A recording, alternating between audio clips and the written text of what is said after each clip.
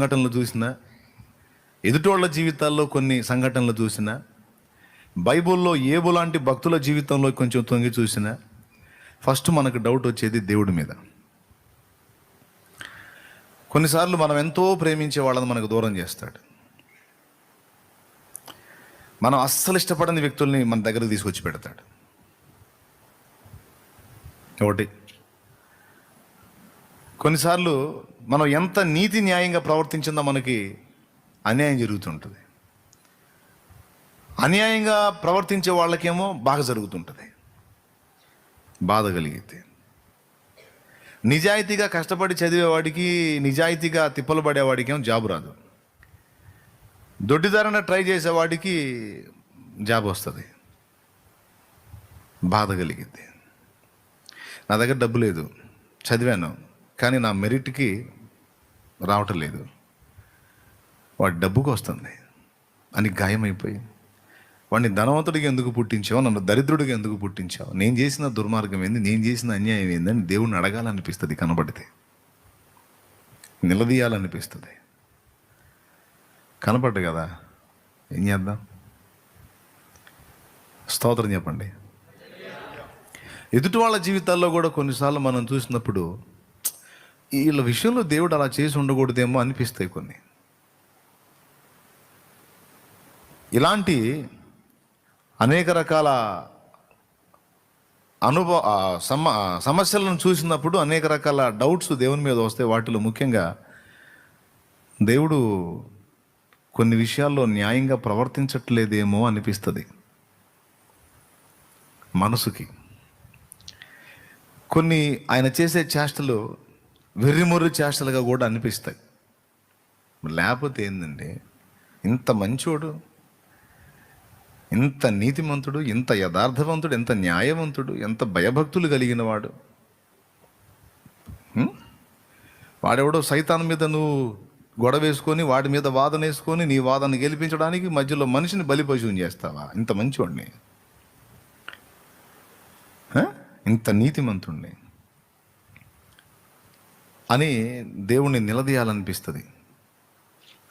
కానీ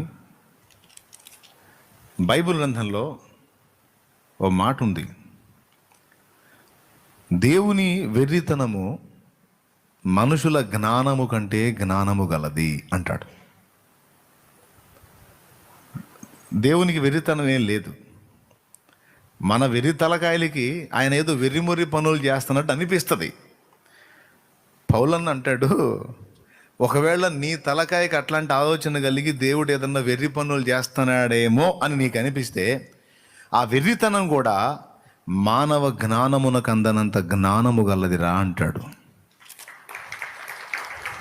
దేవునికి స్తోత్రం కలుగును గాక. ఎవరు?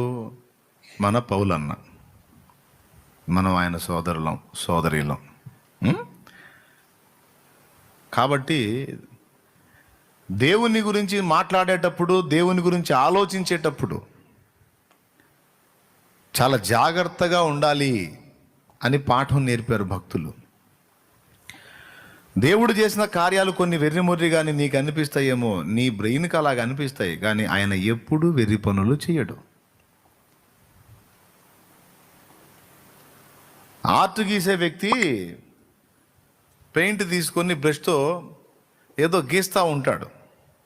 ఒకసారి ఒక తమ్ముడు అలానే ఆర్ట్ గీస్తూ ఉన్నాడు. నేను దగ్గర నిలబడి చూస్తూ ఉన్నాను. ఏందో గందరగోళంగా ఉంది, నాకేం అర్థం కాదు. ఏం తమ్ముడు, ఏం గీస్తున్నావు నువ్వు అన్న. కొంచెం తీసుకుంటున్నాడు, అక్కడక్కడ అలా అంటున్నాడు, ఇలా అంటున్నాడు, ఇలా ఏదేదో చేస్తున్నాడు. ఆయన పక్కనే నిలబడి చూస్తూ ఉన్నాను నేను. నవ్వుతున్నాడు. అట్లా చేసి చేసి చేసి ఏదన్నా అర్థం కాలేదా అన్నాడు. అర్థం కాలేదు తమ్ముడు, ఏం చేస్తున్నాను, కొంచెం దూరం వెళ్ళి చూడన్నా అన్నాడు. కొంచెం దూరం వెళ్ళి చూసినప్పుడు అదొక అద్భుతమైన చిత్రం. దాని దగ్గర నిలబడ్డప్పుడు, ఆ గోడ దగ్గర నిలబడ్డప్పుడు ఆ బ్రష్ తీసుకొని అక్కడ కొంచెం కలర్ అద్దుతున్నాడు, కానీ ఏం చేస్తున్నాడు నాకు అర్థం కాల.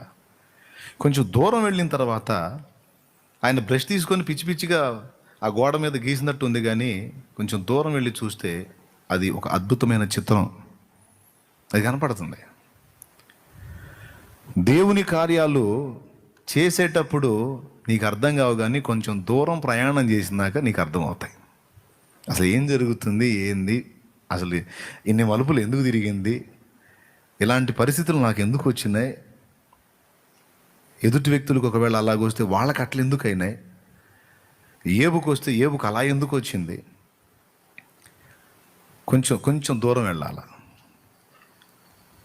ఓకే, సరే. గతంలో నేను వీటిని ప్రస్తావించాను, అయినా మళ్ళీ ఒక్కసారి ఎందుకో జ్ఞాపకం చేయాలనిపించింది. అందులో మరొక విషయం దేవుడు నా దృష్టికి తీసుకొచ్చినందున దాన్ని నేను ఈరోజు మీకు చెప్పాలనుకున్నాను. ఇప్పుడు ఏబు జీవితాన్ని తీసుకుందాం మనం. ఇంత మంచోడిని అలా చేయటం దేవాసలు నీకు న్యాయమేనా అంటే, దేవుడు అంటాడు, నేను అన్యాయం చేసేవాడిని కాదు, నా చర్యలన్నీ న్యాయయుక్తములే అంటాడు. ఒక్క మాట గుర్తుపెట్టుకోవాలి ఎప్పుడైనా, ఇది ఎప్పుడు మర్చిపోకుండా మన హృదయం అనే పలక మీద రాసుకోవాలి. 89వ కీర్తన ఒక్కసారి తీయండి. బైబిల్ గ్రంథంలో 89వ కీర్తన ఒక్కసారి తీయండి. తీసారా? 14వ వచనం చదవండి. నీతి న్యాయములు నీ సింహాసనమునకు ఆధారములు, కృపాసత్యములు నీ సన్నిధాన వర్తులు. ఈ కింద మాటని పక్కన పెట్టి 14వ వచనము ఆ మొదటి లైన్, నీతి న్యాయములు నీ సింహాసనమునకు ఆధారములు. ఇది ఏతాను యొక్క దైవధ్యానం.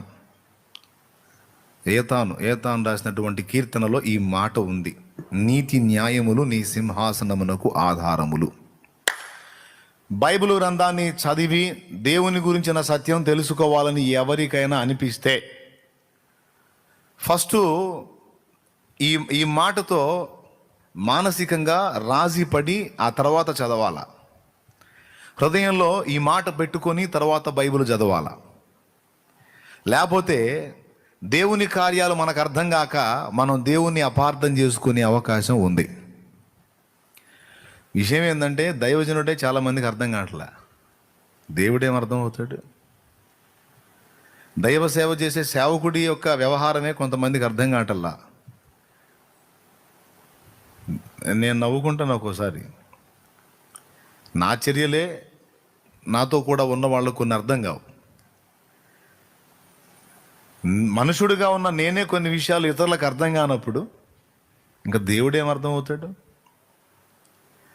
అయితే ఒక మాట లోపల పెట్టుకోవాలని చెప్పాను హృదయంలో. ఏ మాట అంటే, నీతి న్యాయములు ఆయన సింహాసనమునకు ఆధారములు అన్నాడు. ఇప్పుడు ఒక సింహాసనానికి ఒక కాలు ఉంటుందా, 4 కాళ్ళు ఉంటాయా? ఒక కాలు ఉంటుందా? 4 కాళ్ళు ఉంటాయి. సీటు ఉంటుంది, కింద 4 కాళ్ళు ఉంటాయి, వెనక సపోర్ట్ ఉంటుంది. ఇక మెయిన్ అది ఉంటుంది. ఇక మిగిలిన డిజైన్ కానీ సింహాల బొమ్మలు కానీ ఏదో ఇక వాళ్ళ స్థాయి కొద్దీ ఏదో ఉంటాయి. మెయిన్ అయితే 4 కాళ్ళు, ఒక సీటు, వెనక సపోర్ట్. ఇది కుర్చీ అంతా సింహాసనం అంతే. కాకపోతే సింహాసనం కొంచెం వెడల్పు ఉంటుంది, హైట్ ఉంటుంది, గంభీరంగా ఉంటుంది, గోల్డ్ ఉంటుంది. ఓకే, ఇక్కడ ఎక్కడన్నా దొరికితే బాగుండు అనుకోవాకండి. బంగారం ఉంటే మనకు ఉపయోగపడేది కదా అని. పరలోకం పోయినప్పుడు కూడా కొంతమంది ఆ బంగారు రోడ్లన్నీ దేవులాడుకుంటూ ఉంటారు. ఆడ బంగారం రోడ్డు ఎక్కడ ఉంది తవ్వకాలు జరపడానికి. సరే, ఆ 4 కాళ్ళు ఉన్నాయే, ఈ సింహాసనమునకు అవే కదా ఆధారం. అవి లేకపోతే ఉంటుందా సింహాసనం? రైట్. దేవుని సింహాసనమునకు కూడా ఆధారమైనవి 2 ప్రత్యేకమైనవి చెప్పాడు. ఒకటి నీతి, ఒకటి న్యాయం. ఈ 2 దేవుడు నెరవేర్చినప్పుడు అసలు ఆయన సింహాసనమే ఉండదు అని దేవుడే పలికించాడు. ఇప్పుడు 4 కాళ్ళు ఉంటాయి, 2 కాళ్ళు తీసేద్దాం. 2 కాళ్ళ మీద సింహాసనం ఉంటుందా? సరే, 1 కాలు తీసేద్దాం. 3 కాళ్ళ మీద సింహాసనం ఉంటుందా? పడిపోద్ది. ఒక్కటి తీసేయడానికి లేదు, 4 ఉండాల్సిందే. దేవుని విషయంలో మనం గుర్తుపెట్టుకోవాలి. దేవుడు నీతి తప్పిన నాడు, దేవుడు న్యాయం తప్పిన నాడు ఆయన సింహాసనమే ఉండదు. సింహాసనం ఉండదంటే అర్థం ఏంటో తెలుసా? ఆయన అసలు రాచరికమే చెయ్యడు. ఆయన ఫీలింగ్ ఏంటంటే, నేను నీతి తప్పినా న్యాయం తప్పినా ఇక సింహాసనం ఎక్కి పరిపాలనే చెయ్యను. అది అసంభవం. ఆధారమే నీతి న్యాయం చేసుకొని కూర్చున్నాను అన్నాడు దేవుడు. ఇప్పుడు చెప్పు, దేవుడు నీతి తప్పుతాడా? దేవుడు న్యాయం తప్పుతాడా? తప్పడు. నీతి తప్పడు, న్యాయం తప్ప అయినప్పుడు మరి కొన్నిసార్లు నీ జీవితంలో నీకు అన్యాయాలు జరిగినాయిగా.